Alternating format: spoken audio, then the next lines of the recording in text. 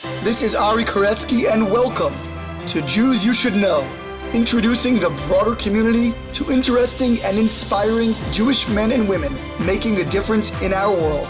Some are already famous, some not yet so, but each is a Jew you should know. We are back with another fabulous episode of Jews You Should Know. After quite an extended delay and a very choppy schedule the last month or so due to the Jewish holiday schedule, we are now back to a weekly release schedule and really excited for what lies ahead. First of all, we have our special 100th episode coming up in just a few weeks, around a month, with a really fun surprise, as I've alluded to previously. Stay tuned for that.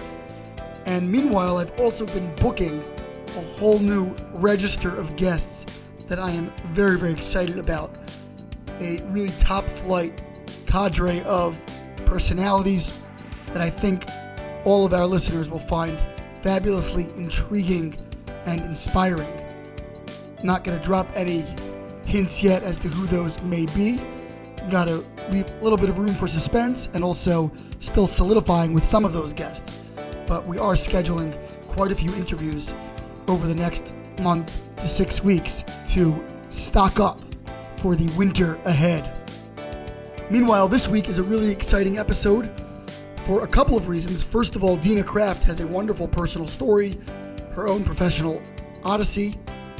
But more than that, she is the host of her own podcast through Hadassah. Hadassah, of course, being one of the premier hospitals in the Jewish world, based out of Jerusalem, and also is the eponymous and legendary women's organization that is one of the staple institutions in the Jewish world. Well, Hadassah has its own podcast, and it's a really cool podcast, trying to promote some semblance of coexistence, cooperation, integration on the ground between Israelis, Jews, and Muslims or Palestinians generally. And what they do is they feature all kinds of situations, scenarios within Israel in which Israelis or Jewish Israelis are working alongside or together with their Palestinian cousins or Israeli Arab cousins and so forth.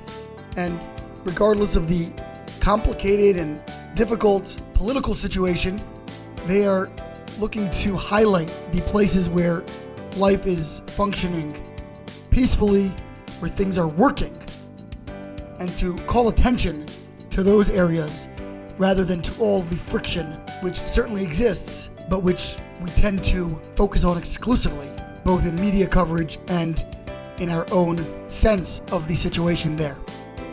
So Dina is the host of this podcast, The Branch. She has together an entire crew that works behind the scenes. It is a podcast with outstanding production quality, rivaling the really top-notch efforts of secular news outlets. For those familiar, it's patterned really off of shows like This American Life, which is an NPR podcast, and it's really worth a listen. And what's exciting to me about this particular episode is that it represents a real effort on behalf of a small group of Jewish podcasters, and I've referenced this before, who are trying to sort of cross-pollinate, cross-promote, and help each other by introducing each of our disparate audiences to wonderful offerings that they may not be aware of within the Jewish podcasting landscape. And so this show this week is a particular effort to promote the Hadassah podcast and for them to do the same for Jews You Should Know. Speaking of Jews You Should Know, you can follow us on social media at Jews You Should Know, spelled out fully, on Facebook and Instagram, at Jews You Should Know with the letter U on Twitter. Please subscribe wherever you are listening, whether that's Apple Podcasts, Google Podcasts, Spotify, SoundCloud, Stitcher, Overcast, whatever platform you prefer. Please hit subscribe there so that these episodes will come to your inbox, so to speak, automatically. As well, please give us a rating and review and share the existence of this podcast with others you may know, either those who are into podcasts generally and are just looking for another great listen, or for the 74% of Americans who do not yet listen to podcasts on a weekly basis. There's a huge market share out there waiting to discover this medium, and no better way to do so than through the window of Jews You Should Know. And now, to my conversation with the host of The Branch, the Hadassah podcast, Dina Kraft. We are here with Dina Kraft, a longtime journalist and currently host of The Branch, a fabulous podcast, relatively new podcast being put out by Hadassah, covering really interesting stories of collaboration between Jewish and Arab residents of the land of Israel, working together on all kinds of different diverse projects, each episode featuring a different one of them. And we'll get to that in a little bit. But first of all, how are you, Dina? I'm doing well, thanks. Great to be with you this morning. Thanks so much for joining us. Dina, take it from the top. Tell us a little bit about where you are from, where you grew up, and so forth. Yeah, I grew up in Silver Spring, Maryland, not far from where you live, I understand.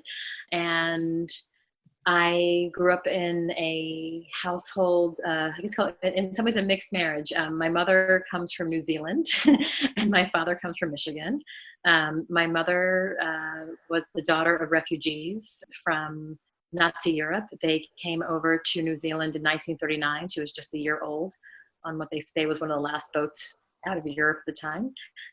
My family were living in Italy, but they were not Italian Jews. They were from various parts of what was the former Habsburg Empire, so from Hungary and from Austria. And luckily, in their case, Mussolini had passed a law that all Jews that were not of Italian descent had to leave. There was no waiting. Yeah, it was actually fortunate in their case. So although they had Italian relatives who did stay and ended up living in hiding, not in hiding, but with false papers and survived the war that way, they had no choice. They had to leave. So, at that point, it was very difficult to get a visa. But my grandfather, who had a cafe in Trieste, the family legend goes, also had a map of the world hanging in the bathroom stall. And he saw that New Zealand was the furthest place from Europe and decided that's where the family would go. And so they were lucky to get visas. And so my mother and her sister and later her younger brother grew up in New Zealand.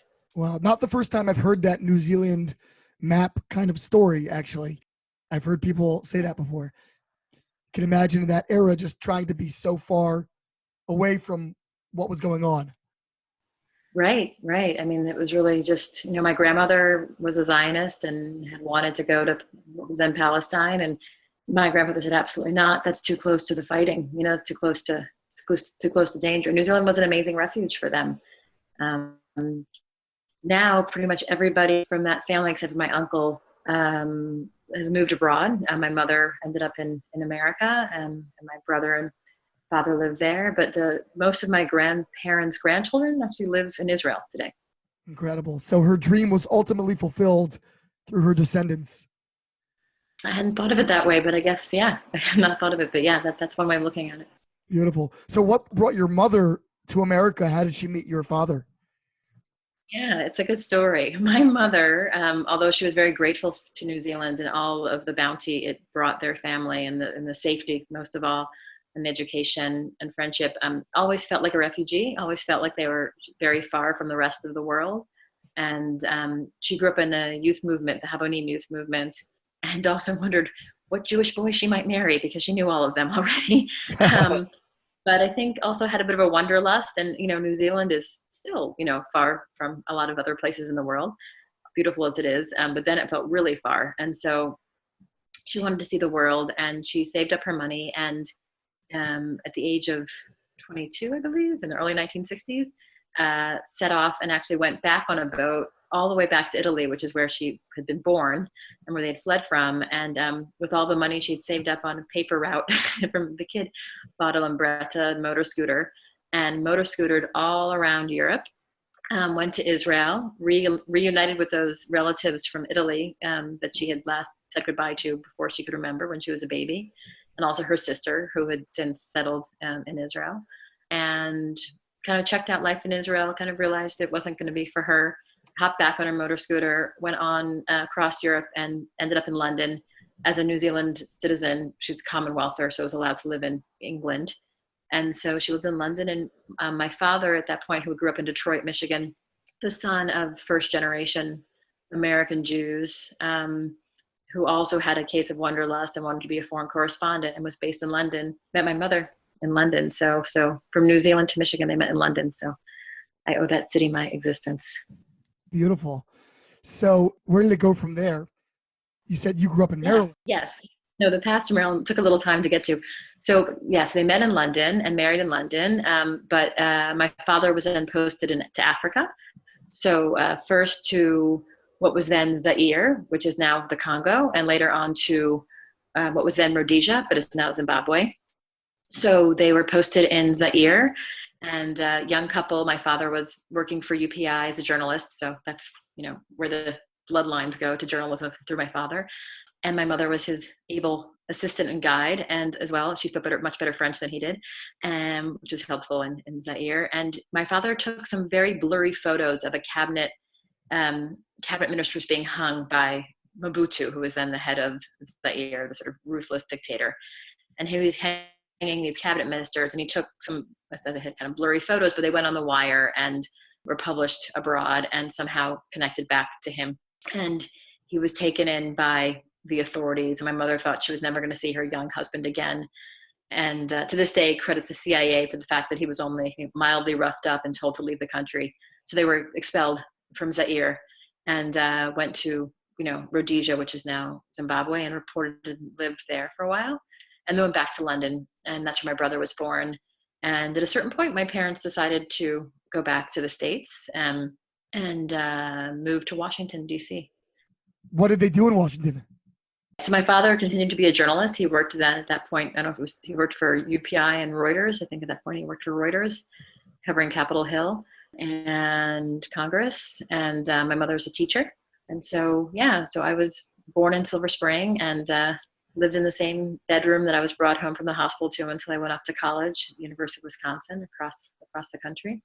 But it was really a great place to grow up. A really, having on the one hand the sort of the suburban comforts, of a park across the street and lots of friends around, but also being just very, very close to the edge of DC and having all of DC and what it has to offer in the free museums and the culture, but also a very diverse part of Silver Spring. I grew up on the border of Silver Spring and Tacoma Park, and it was just my, believe it or not, 30th high school reunion at Montgomery Blair High School, which I unfortunately wasn't in to attend. But it was just a place where it was majority minority, and everybody got I don't want to be like two rose-colored glasses, but as I recall, people just got along, and it wasn't exceptional to get along. It was just normal. And we had many different languages spoken at Blair, and people from, El Salvador and Vietnam and Black and white. And it was just normal. And there wasn't even when I was growing up in the 1980s, there wasn't a word called multiculturalism or diversity. I'm sure those words existed, but they were not in our vocabulary then. It was just Blair. It was just normal. And it was just a kind of an island of sanity in a way. And I remember going to college and I was like, oh, why is everybody white? Why is it so different? Why is it? It was just very jarring. And then realizing and appreciating how special it was that, there was genuine friendships and genuine connection, and people didn't make a big deal of it. It was just normal. Right. So it sounds like journalism was kind of a family vocation. It was in the blood. Your father was a journalist, and then you decided to become a journalist as well? Yeah, my earliest memories were my mother's a teacher, but she's always very involved in the news. My memories of having dinner, and often it was around the time of like the CBS evening news, my mother off listening to the news and being enraged about something, and yelling at Dan Rather about whatever it was. But one of my earliest memories is my parents, every Sunday morning, my dad and I would go get the newspapers at a local newspaper stand, and this old Russian couple would give me these toffee treats. My dad would like load up with this pile of newspapers. In those days, it was the Washington Post, even in the early days, something called the Washington Star, which no longer exists, the Baltimore Sun, and the New York Times. I would come home with all of these 4 newspapers. And then we had a pretty large living room floor, and it would just be blanketed in newspapers. And my parents would cross, and today you share a story. They were literally sharing the story just by passing it back and forth across the living room floor. And so, and the news programs were always on, and, you know, Watergate happened when I was very, very young, and my father was covering it. And I don't remember, but according to my mother, although she was not even a US citizen yet, she still had just her New Zealand citizenship. She was appalled what was happening. And she took me in a stroller and my brother by the hand and claims to be the first person outside of the White House with a big poster that said "Impeach Nixon." And then from there, you know, my father was covering the Watergate hearings, and she would bring him, you know, dinner and a flask of coffee. And I would sit there in my stroller, apparently listening or sucking my thumb, whatever it was. So yeah, it's definitely in my blood. The news was always in my blood. And then when I was in high school at Blair, I joined the school paper, and I really have not stopped doing journalism since I was about 16. Incredible. And what was the Jewish experience like in your home growing up? Yeah, so I grew up in went to a conservative synagogue called Temple Israel. And we had a really close group of friends through a Havurah that was formed in the synagogue for, you know, when I was a little kid, for families with young children. And to this day, you know, one of my best friends is from that Havurah, and our families are still very close. And I went to Hebrew school. I went to Jewish day school first, from kindergarten through third grade. And I think that gave me a really solid grounding. I never really questioned having a Jewish identity, because I think those years it was planted so firmly and so lovingly in me. And I remember loving reading and interpreting the stories from the Tanakh, from the Bible. And I loved the holidays, and I loved even learning about Israel. I remember little kibbutz. I remember making a little kibbutz diagram on the first grade. I remember my first grade teacher was still alive, Mrs. Lowy. She had a tattoo on her arm. She was a survivor. She taught me my first words of Hebrew. It was just like it was very positive, but it was also totally understood. It was nothing like about a choice. It was just sort of who we were. And our family was not observant in terms of, we were not Shomer Shabbat, but we always had Shabbat dinner. We went to services pretty regularly. And, a lot of the time I was outside of the service, just hanging out with my friends in the court. I just remember being very positive, and very warm. And so then once I left day school, I was going to Hebrew school, and good friends and connections there. And I'd gone to Israel when I was 4 years old for a cousin's bar mitzvah. My memories of it were mostly being sick and being in the old city and being in some part of the Arab quarter, and someone gave me this tomato with olive oil and it like oozing my throat. That was one of my main memories of Israel. And actually I remember although I went to day school, when I was in nursery school, I went with the neighborhood kids to the neighborhood nursery school, which was a church. And I remember learning a lot about Jesus at the church. And I remember being very excited to be in Nazareth, because I was like, oh, this is where Jesus lived, But I remember very specifically early when we would sing Jesus Loves Me, I was only 4, but I knew he didn't love me. It wasn't like a negative thing. I just knew he wasn't mine, So I remember humming over, going, yes, loves me, Cute. So it's interesting, like how the identity, was there, like without even having words for it, but just knowing, okay, that's not mine. It's okay, but it's not mine. But I remember being a celebrity coming back to my church nursery school because the teacher said, Dina just was in Israel where Jesus lived. And that was sort of fun to think about that. But yeah, it was just, part of who I was. And then when I went to college, a lot of my friends had been in youth movements and whatnot, and I wasn't. And my understanding of Israel was mostly from my parents' very deep involvement in terms of just following the news. My dad at that point had moved he went from journalism to the government and dealt a lot. He worked as a Senate staffer and a congressional staffer working on Middle East issues. So, he would go on trips to the Middle East and bring me back dolls, but my dolls were Israeli dolls, and they were Syrian dolls, and they were Saudi dolls, because that's where the trips that he went to, and Lebanese dolls. And looking back, I hadn't really thought about it until now, but that I'm doing this podcast about Israelis and Palestinians and Jews and Israelis. In some ways, I was sort of connecting those dots even as a kid through my dolls and making up these stories for them. Very interesting. So where did your own journalism career start to take you?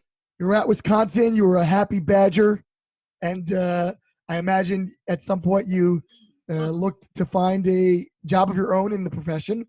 Where did you go? And I know you've had a lot of really high profile and interesting stops along the way. Describe for us some of those stops. Sure. Well, so in some ways, the stops began at University of Wisconsin in Madison. I was on the school paper. So one part was my freshman year, I was covering one of the biggest stories on campus, which at the time was an attempt that University of Wisconsin would have a sister school in the West Bank. And so there was this sort of tension between the Jewish students, not Jewish students, but some of the Jewish students who were part of an organization called Campus Coalition for Israel at the time. And they were against having the sister school for whatever reason. So I was covering that. But before I was even covering that, my very first month at at Madison, Edward Said came to speak on campus. Oh, lovely. Columbia University professor. And the topic was the peace process. It was it was the fall of 89. So wow. So way before Oslo. Yeah.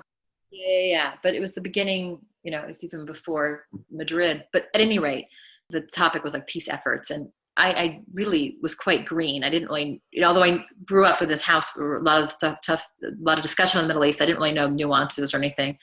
But when he spoke, he was speaking, to my mind, like kind of very one-sidedly. And there had been an article that day in the New York Times about collaborator killings, Palestinians who allegedly worked with the Israeli authorities being killed by, in this case, Fatah members. And he was a member of Fatah.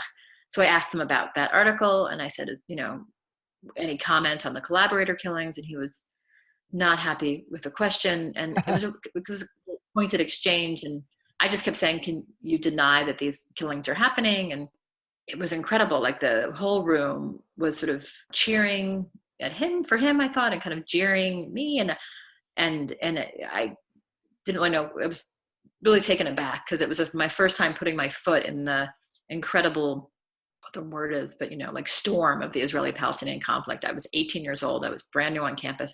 I just put my foot into this thing. I had no idea how intense and fiery it was. And then afterwards, I was a little bit shaken. And people are coming, oh, you little, petite student, you stood up to Edward Said. And I didn't even know who Edward Said was exactly, in the big picture. The other student came up to me and said, it's you give Jews on campus a bad name. And I said, he was for from some version of the Palestine Solidarity Committee or something. And I was like, no, I was just trying to I'm not left and I'm not right. I was just trying to, I didn't even know those words were, I don't think at that point. I really was just like, I'm just trying to ask him a question, an honest question, just to bring in some like critical debate in here. Anyway, I remember getting on my bicycle and riding back to the dormitory in tears, and being so stunned and kind of, by the whole event of the evening and just the intense emotions that's unleashed on both sides of the fray. And I think that was the night the seed was planted in me that I had to go to Jerusalem and try to figure out this place. And I had always thought that I was going to go to Paris or to Rome. I always knew I'd go somewhere for my junior year abroad, and Israel was completely not on the radar. It was always going to be, somewhere European. But that night I understood that I began to understand that I'd have to go figure out this place for myself. And I have to say, all these years later, I don't know how much more clarity I have. I'm still trying to figure it out. But I think that occupies my mind most is sort of why all this hatred, why all this division, what are the historical roots of it, and what does it look like on the ground now? Yeah, the questions just become more sophisticated, but right. Not necessarily easier to resolve. Yeah, and so to answer your question, so I eventually, my junior year I did spend in Israel, and I was in Jerusalem, and I started interning for the UPI, kind of following in my father's footsteps, which is now not a defunct news service, but mostly a defunct news service. But at the time, it was more of a presence. And I had this wonderful, the bureau chief named Jonathan Furziger, who kind of took me under his wing and sort of introduced me. I had been writing, for my college paper, but I feel like kind of brought me up a notch of level in my writing. I remember him sitting me down and saying, does your lead sing? You really have to engage people from the very first moment. Read your lead aloud. What does it sound like? And also help me kind of get over some of my infatuation with Israel and kind of have more critical thinking and whatnot. And interestingly, we can talk about more later, but one of my more recent episodes of the podcast was interviewing Jonathan, that long ago bureau chief, the UPI, and somebody I met back then, which was a man named Saud Abu Ramadan, who he worked with then and continues to work with, who was his stringer and co-worker in Gaza.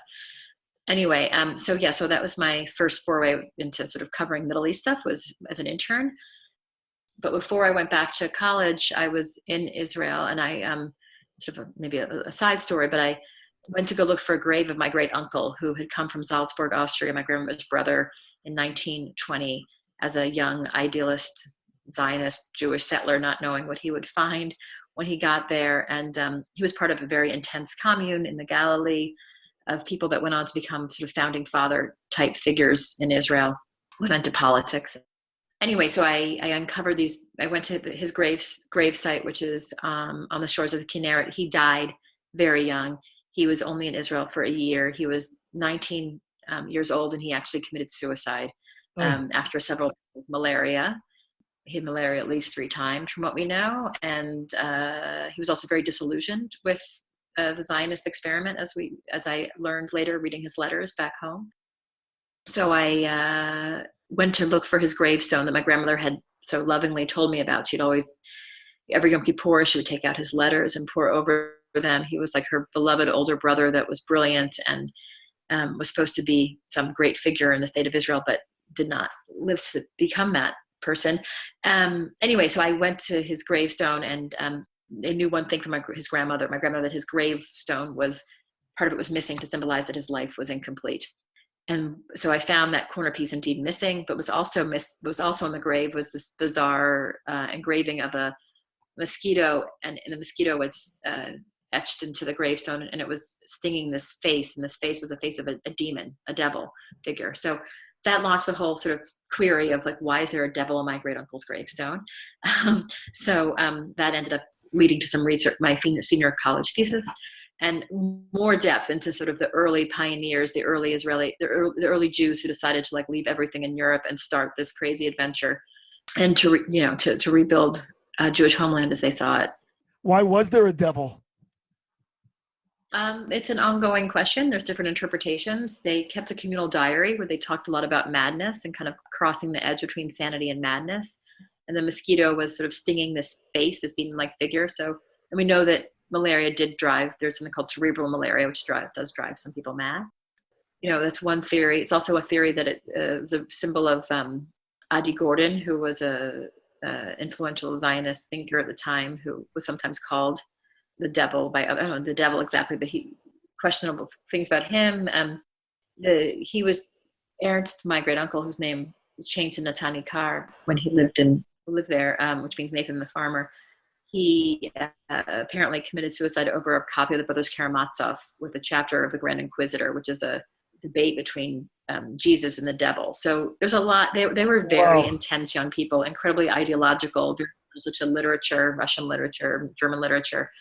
And so there's a lot of different ways. It's still a bit of a mystery, is the bottom line, which I'm still, believe it or not, unreal. Of. But what a story. Yeah, it'll be 100 years next fall since his suicide. So it's an interesting sort of question of like the disillusioned pioneer. We hear always about the happy chalutzim dancing around and dancing the hora, but it was really, really hard. They didn't have enough to eat. They had dysentery. They had malaria. They were working this very untenable land in the Galilee that were sold to them by Arab landowners because it was known as like completely infertile land to grow anything on. It was incredibly hot. He'd come from this like privileged middle-class family in Austria. He was among mostly Galician Jews, that spoke Hebrew and Yiddish, and, just learning Hebrew himself. Not very many German-speaking Jews around. So, and there was actually a phenomenon of suicide. There were a lot of young people who did commit suicide in those years. Phenomenon might be too big of a word, but enough that there are several suicide graves in this beautiful cemetery where he's buried, in Kinneret Cemetery. And, many people went back in those years in the 1920s. Like, it was really, really, really hard to stick around.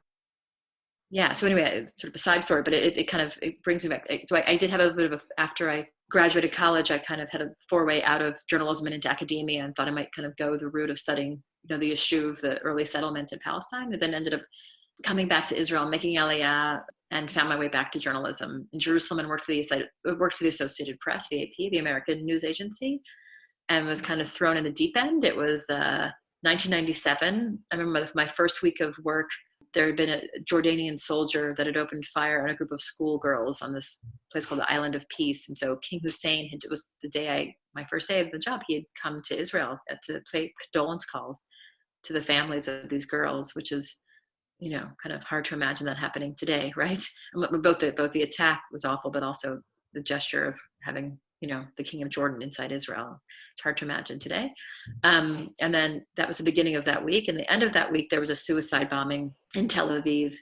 And I had just, at that time, I was commuting between Jerusalem and Tel Aviv. And I had just gotten off the bus when I heard the news. And I remember hopping on my bicycle and racing to the scene of this cafe that had just been the site of this bombing.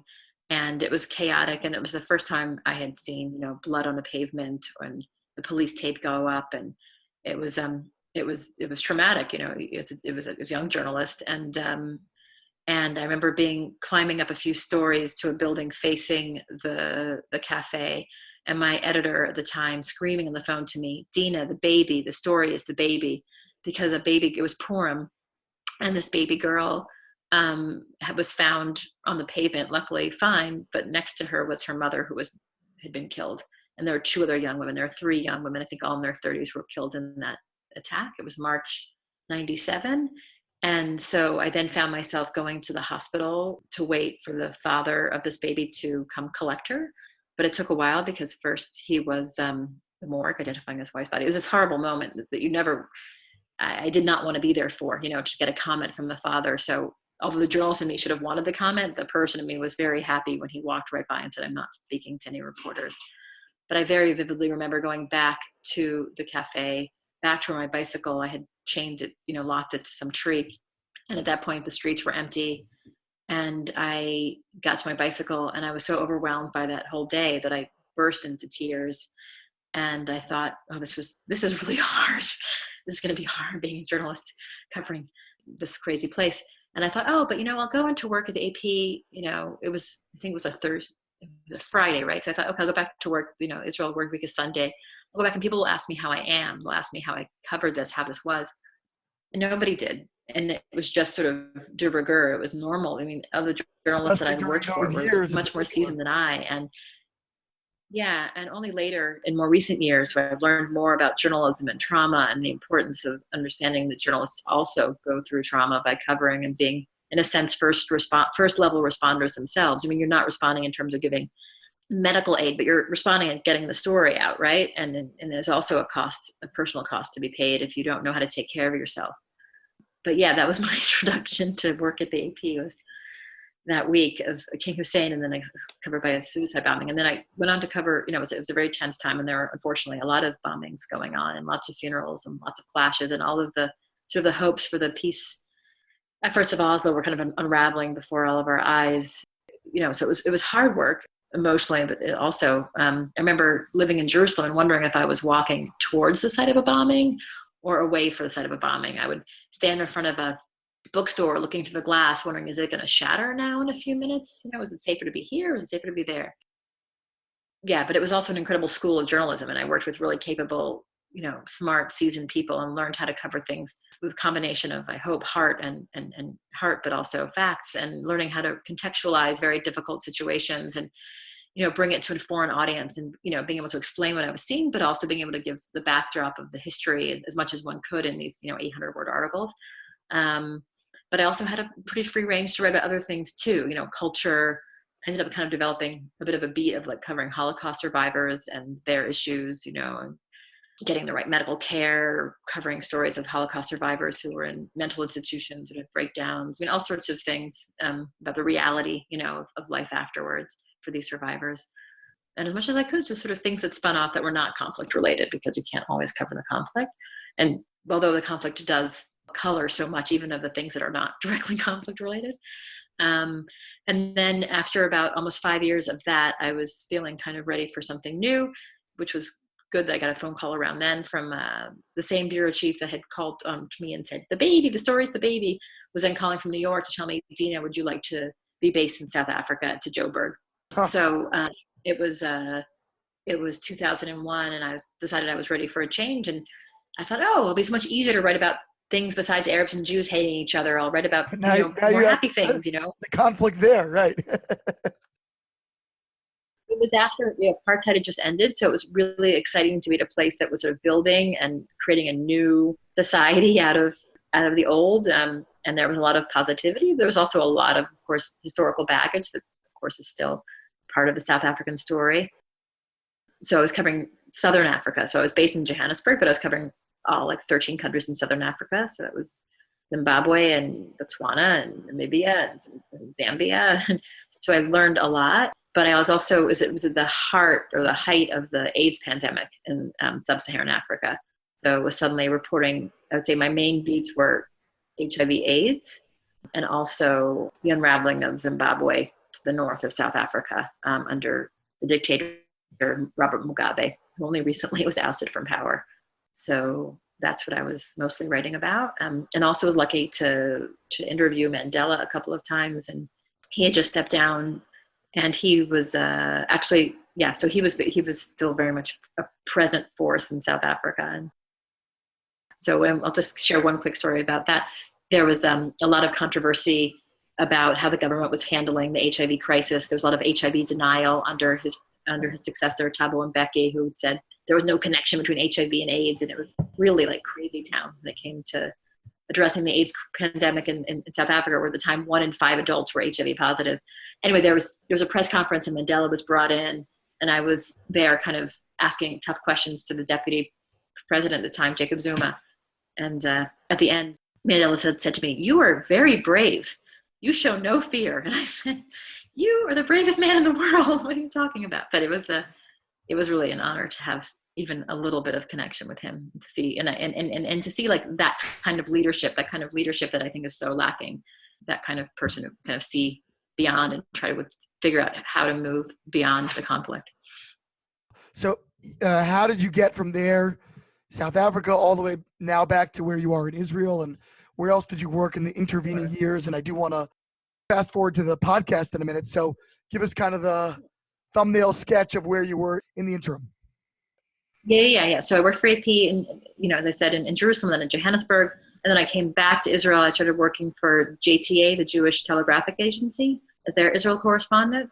Covering both news and features, and I did that for several years. And then I ended up I was also ready for sort of a bit of a change, and I applied and was lucky to be accepted as a fellow at Harvard, the Nieman Fellowship, which is a prestigious fellowship for journalists, where you get this incredible opportunity to spend a year at Harvard and get paid to like study and learn and be in really truly fellowship with journalists in this program from other countries and also from the States. And that was an amazing opportunity.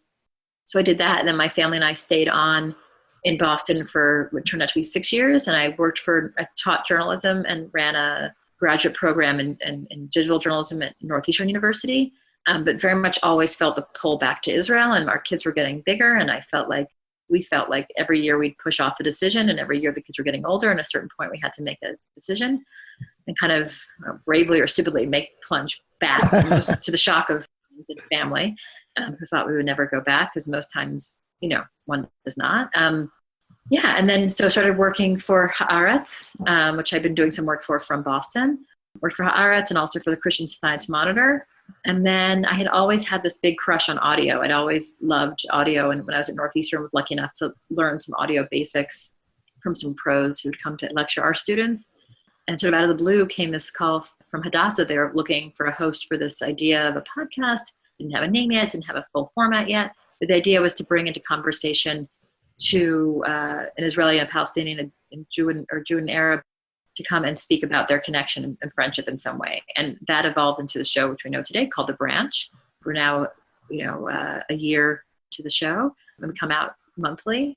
And the idea was to take it from beyond just a conversation, but actually kind of this American lifestyle, or more reported narrative story, where we go in and talk to people, but also talk to them in their own environment. So for example, one of the stories is, the first episode was set in the Arab Jewish theater in Jaffa.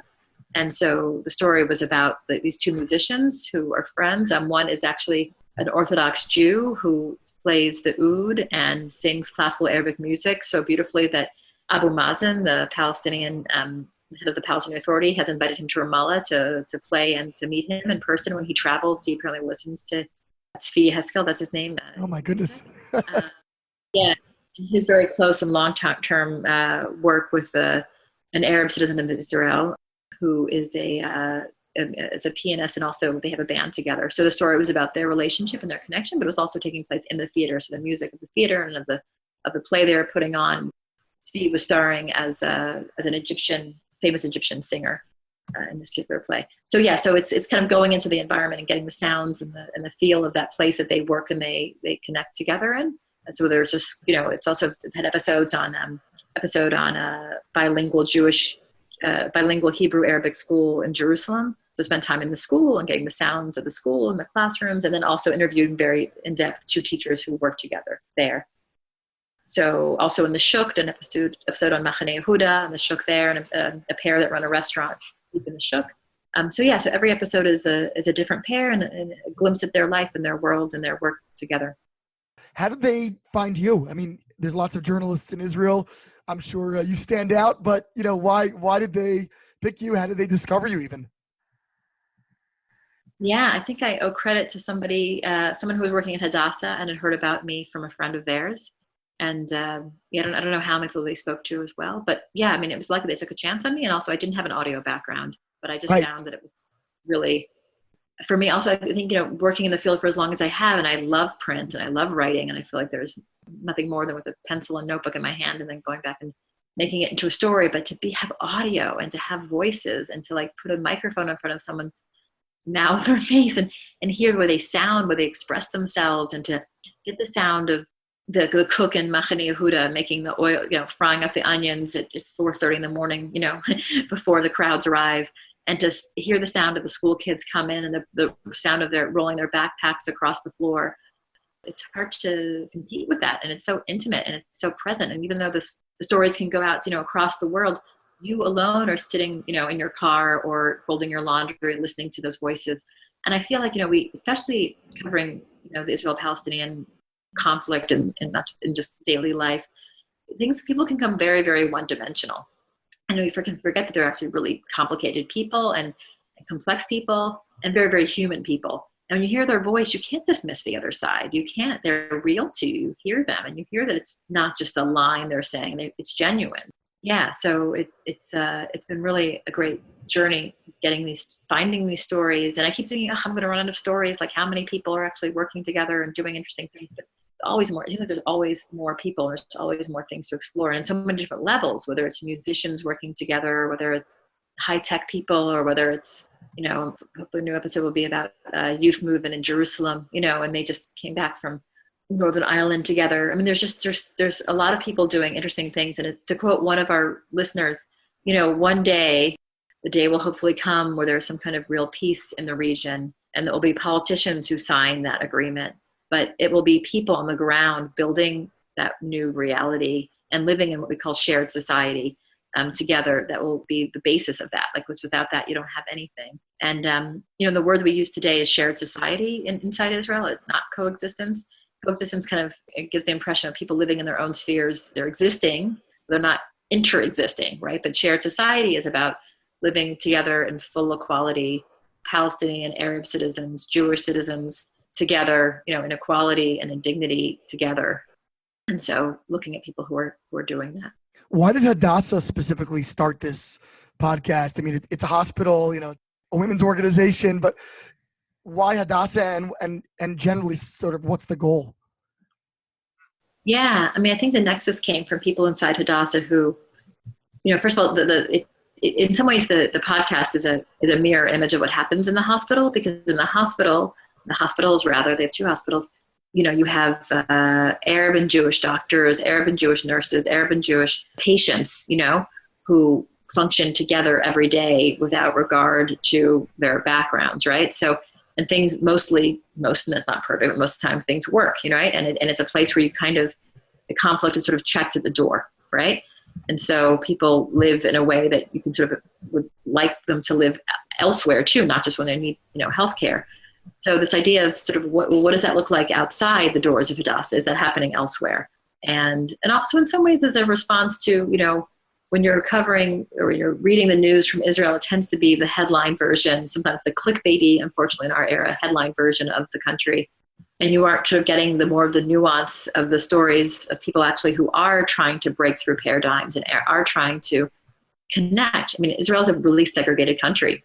There's just no way around it. Jews live here, Arabs live there. Most, my kids go to a school where they're, it's entirely Jewish. That's the way of the world mostly in Israel, but there are these points of intersection. So what do they look like? and what is it like to tell those stories, and also who are people who are trying to bring people together. One of my favorite episodes takes place in an Arab village called Jisr Azarka, which has one of the most, if not the most beautiful beach in the entire country. And but it's also a very poor village, and it's been plagued by lots of crime. And it's a place that there's no access to from the road. It goes right by Highway 2, the main coastal highway, but there's no exit to it, which is part of the problem of, even like housing and land discrimination against Arabs. There's no even direct access to it. You have to kind of go through other places to get to it. But inside is this village, and there's now a combined sort of Jewish Israeli and Arab Israeli effort to create a guest house there so that people come visit, both international tourists, but also Jewish Israeli tourists, to come into the village and to understand it and to get a sense of it and have home visits and families there. So, I think when the podcast began, both for Hadassah and for me, we didn't know where it would take us, but it's taken us to some really interesting corners of the country. Does doing this podcast make you feel more hopeful about the future of relations, or would you say that in some ways these stories are the exceptions of integration, so to speak, that prove the rule of disconnect and discord? Right. That's a really good question. I have a friend who likes to say that I'm on the hope beat, covering these sorts of stories in the podcast. I think overall although they can feel exceptional, they do give me more hope, because it shows the reality of people working things out. As we said, it's the tagline of the show, working together even when it's complicated. And I would say it's almost always complicated, and seeing how people do it in different ways, sometimes by shutting out the politics entirely. My most recent episode is about two physicians who work at the Hadassah's. They're both gynecologists, and they both work at the Rape Crisis Center at the hospital, which is a really impressive place where the patient is put very much at the center of care, and it's all about reducing the trauma and giving them back their dignity.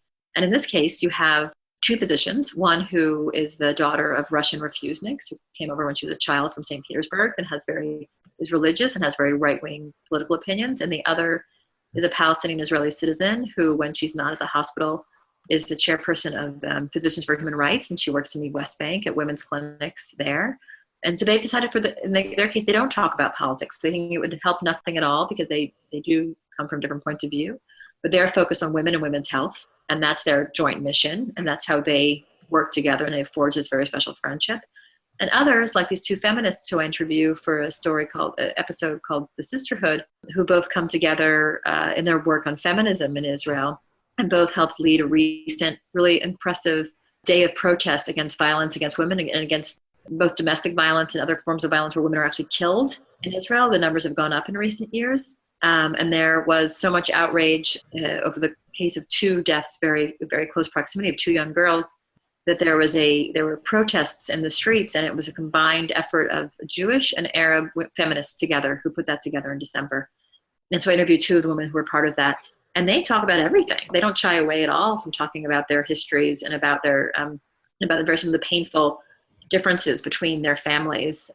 In the one case, the Jewish feminist, her name is Hamutal Guri, and her father was Chaim Guri, who was in Israel, one of Israel's national poets, in large part from the poetry he wrote around the 1948 war and about, the comrades he lost.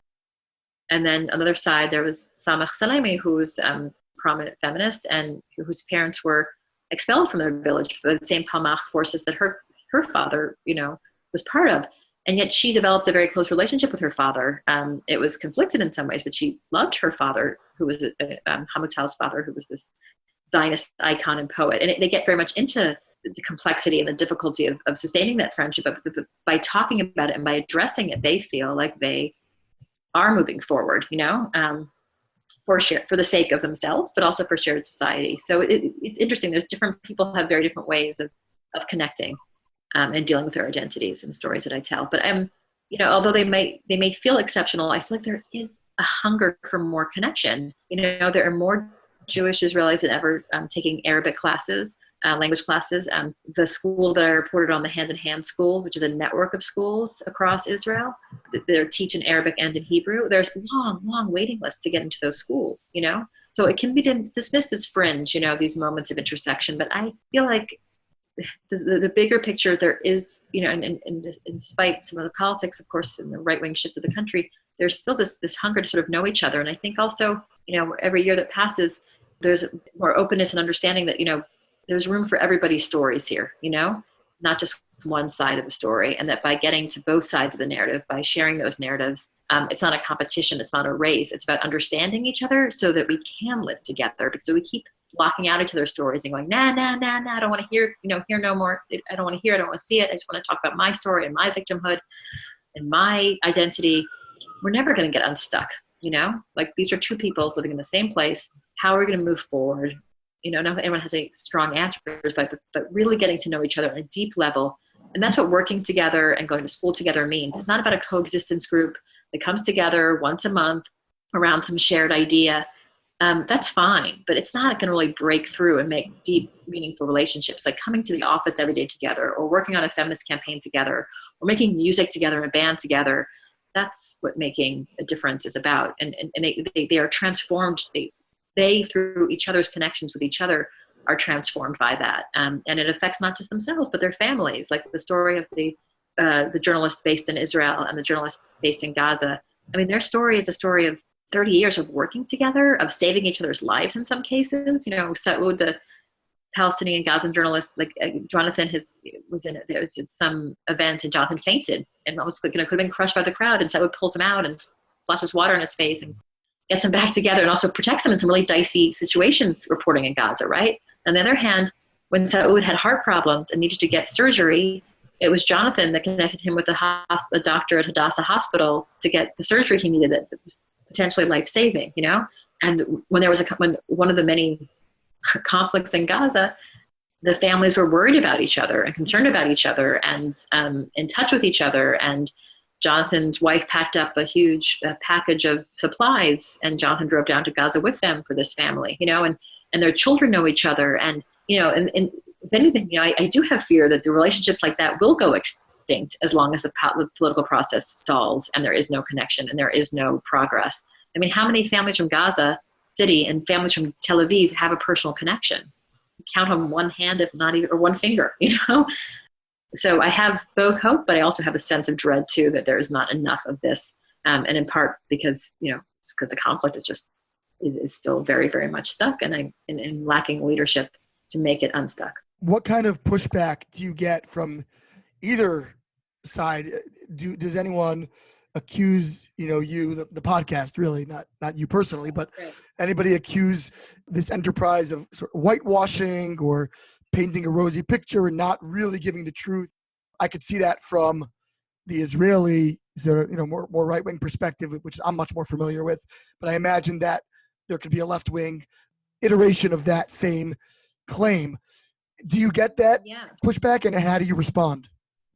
Yeah, I haven't gotten anything directly, but I know it's out there, and I know, I can even tell from the silence of some friends I know who follow this stuff, but, don't want to say anything because they're, there's the sense of like, are you, I guess you would call like shared society washing, coexistence washing, like everything's happy and kumbaya, you're presenting a false story when there's so much suffering and there's so much negativity. Why are you focusing on the positive on the left side and the right side, not wanting to talk about integration, not want to talk about stories of people searching for a third way out, right? So although I haven't had those Well, I would also say on the right side, I would imagine that there might be people who would say, look, this is a society that's steeped in hatred, that, there's a deep culture of education towards hate and, and really there's not a desire from the Palestinian side for peaceful coexistence or shared society or whatever, and that these are not reflective of the real body politic in that culture. That would probably, I would guess, be the pushback from the right. Right. Yeah. No, again, I haven't heard the direct criticism, but I can totally imagine that being a critique. And yeah, I mean, it's, my response to that, I guess, would be that, you can focus on only the parts of, there's no way around it. There is a definitely anti-normalization campaign, among the Palestinians. Like, let's not, it's not an even, their argument is there's not an even playing field. Israelis are in control. Israelis are in power. We can't go and have these like happy circles of coexistence and getting to know each other. When in Gaza, there's another, 15 people that were killed on the border that day or whatever it is. And on the right side saying, this is not the main story. Let's not focus on the stories of people trying to break through out of that paradigm. But I mean, I guess I would say to that, like that, but it is happening. And even though it's quietly happening in some cases, I mean, there's also a distinction, right? There's what's happening inside Israel between Palestinian Arab citizens of Israel and Jewish citizens of Israel. There's also what's happening between Israelis and Palestinians. And there is a lot less between Israelis and Palestinians. That's true. But for example, the story, of, a youth group in Jerusalem, they're coming from East Jerusalem, West Jerusalem, there's connection there, right? And there's people who really, again, have this hunger for something different. And I think the leaders try to kind of play off the fear factor, and I think that becomes the dominant narrative. But there is another story to be told, and that's what the branch is trying to say. There is another story to be told. In terms of numbers, it may not be as great as the other side of the story, but it is happening, so you can't ignore it. And you should look at it, and you should actually draw, ideally, some inspiration from it as well, because there are people doing really interesting, and not even doing things on purpose. It's just they're just living their daily lives. They're just, in some cases, they have run an ice cream company together, But like, so one of my stories is about Buza, an ice cream company that's run by a kibbutznik and by an Arab chef in the north of Tarshiha. And the factory is on the kibbutz. But it might sound like a small step, but at the Buza stores, which are in the north and also in Tel Aviv, the signs are in Arabic and they're in Hebrew, and you don't see that very often in Jewish Israel, signs in Arabic and in Hebrew, and you don't hear about stories of people who are business people together, making a business together, and they're hiring Arabs and they're hiring Jews, and they're, in the factory floor, you see a mix of people. And again, it's not to say that everything's perfect, but it shows that it doesn't have to be de facto conflict. It doesn't have to be tension always. And like always, when you have human beings who get to know each other, real friendships develop, and the stereotypes are broken down. I mean, even the ice cream shop at Tarshiha, talking to the young women behind the counter, they had grown up right next to each other, but because one was in a Jewish town and one was in the Arab town, they never ever had any interaction with the other before. And now they were scooping ice cream for hours and hours together, and they're talking about the music they like together, and that the studies that they're studying, what they're studying in university, what their plans are, and they're not nameless, faceless others to each other, and that's really, really important. How has doing this podcast changed you? How's it changed me? Interesting question. Well, I think it just made this issue, especially when it comes to Arab citizens of Israel, being more attuned to their lives and what they are going through as a minority in the country, and the feeling of recently, especially under various legislation, feeling like more and more like second-class citizens. So kind of getting a sense of what their life is and what it's like navigating 2019 for them, 2018 for them. So having my eyes more open to sort of their experience, I would say, but also to the experience of the Jewish Israelis, getting to know them and working with them.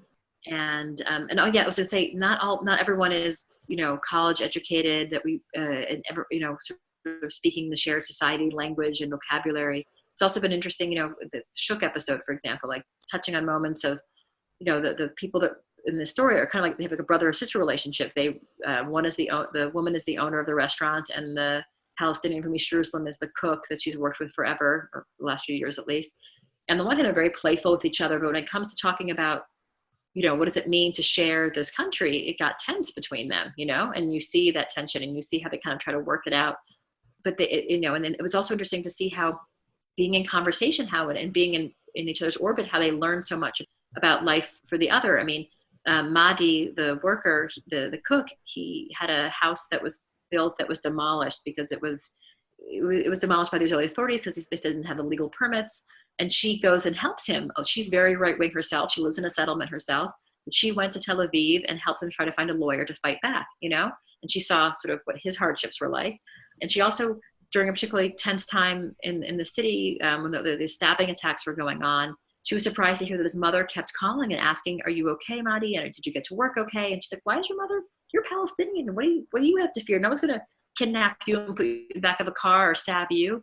And she didn't realize that he also experiences, profiling by the police and lots of suspicion when he walks around. And it's the fact that he feels so unsafe coming to work in West Jerusalem, and he'll, although his wages are not great, will spend a chunk of them in tons of time taking a taxi from East Jerusalem to West Jerusalem because he's afraid of what might happen to him. So her eyes being opened, to him, but his eyes being opened, that she has two kids who are soldiers.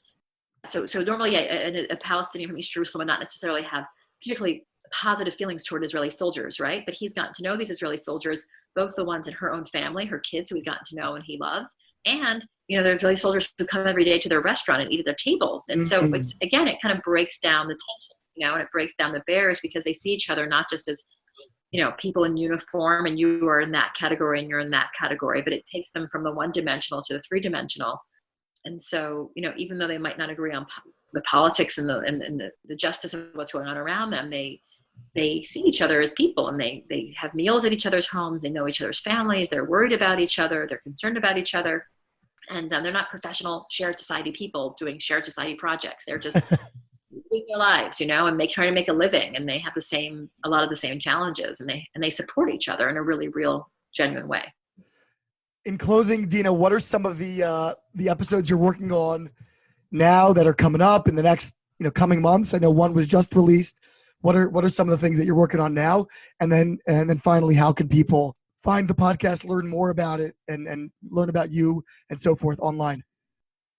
Yeah. So, working on upcoming stories include, well, it goes well, a story on Jewish Israeli children, teenagers from Jerusalem and their counterparts in East Jerusalem, Palestinian teenagers who are working together in a youth movement and doing really interesting. They had a summer camp together. They went to Shabbat. They were together for Shabbat services, but also services at a mosque. I mean, just like learning, and spent time in Belfast, learning about the Northern Ireland conflict and sort of lessons they can draw from that. Story of a band in Jaffa called System Ali, which is made up of Arabs and Jews and Russian speakers. They sing in Arabic and Hebrew and Yiddish and some Amharic from Ethiopia. I mean, it's a real hodgepodge, and they are both a reflection of their changing neighborhood and also their sort of search for justice through music and through hip hop and rap. Also hoping for some high-profile musicians. We're not going to name any names, but that will work out. Give us a tease. Come on, Dina. Let us break some news here. We're in touch with Achinoam Mini and about a joint interview with them. We're both world-class musicians. And some other episodes we're excited about include Lod, which is another Arab Jewish mixed town and life in that city. So really kind of getting a focus on Jerusalem, which is where Hadassah is based, so it's sort of their home turf. So getting a closer look at things in Jerusalem, but also other parts of the country, and bringing more stories of connection, but nuanced connection. Like getting into this is my answer to the critics on the left and the right, is not painting a picture that is overly rosy or overly dark, but like really getting into the reality of what it is like to make this happen, because that's what's real. I think podcasts that tell the truth are podcasts and stories that have legs, not stories of propaganda on either side, but stories of just what does it look like on the ground? What does it look like together to be in a shared society together? And of course, the stories behind those people, which are always so rich and interesting. And from your work, like everybody, you scratch a person and you touch on a million worlds. And to answer how it's changed me, I think it's just learning how to do more of these deep dives into people's backstories and lives, which are universally true. Like that is the DNA of all of us, is stories, and everyone has these stories to tell. And these are stories not everyone has access to. So it's, for me, been really exciting to help give access to more people to these worlds. Where could people listen and read more and learn more? You can find The Branch on the Hadassah website, Hadassah/The Branch, I believe. And also on iTunes and Stitcher and Google Play and anywhere you have your favorite podcasts. And we'd love you to listen, download us and listen to us and share and help spread the word, because it's, I think for people, we're really, really well-produced show as well. I mean, I do not bring this story at all by myself. I have two amazing producers. I'll give them a quick shout out. That's Josh Cross in New York, who's our lead producer. And then I have a field producer named Skylar Inman, who's phenomenal. And together we, figure out the scripts and record the stories and find the right music and find the right tone and the right narrative spine for each story. And so we work really hard on them, and we'd love more people to have access to them and to hear them and to share them. And, not just in Jewish circles, but in circles who care about, conflict areas in general, and how to break the script, how to move beyond what we've always been talking about and get to a better, higher place, hopefully. I can definitely attest that the production value is outstanding, and it's just a really pleasurable listen. Of course, beyond being a very informative and eye-opening listen. So Dina, thank you for that work. And thank you so much for sharing your story, the podcast story. It's really incredible, inspiring, and fascinating, to be honest. So Dina Kraft, thank you so much for joining us. I'm just saying thank you so much. Thanks for giving me the opportunity to chat with you about it all. This has been Ari Koretsky on Jews You Should Know. Please visit us at JewsYouShouldKnow.com and subscribe at iTunes, Stitcher, or wherever you consume podcasts. Find us on social media at Jews You Should Know. If you'd like to become a supporter of this podcast, we would greatly appreciate that, and you can do so by visiting patreon.com. That's patreon.com/JewsYouShouldKnow. Finally, if you have enjoyed this podcast, please leave us a review so that we can continue to grow and introduce many more people to Jews You Should Know.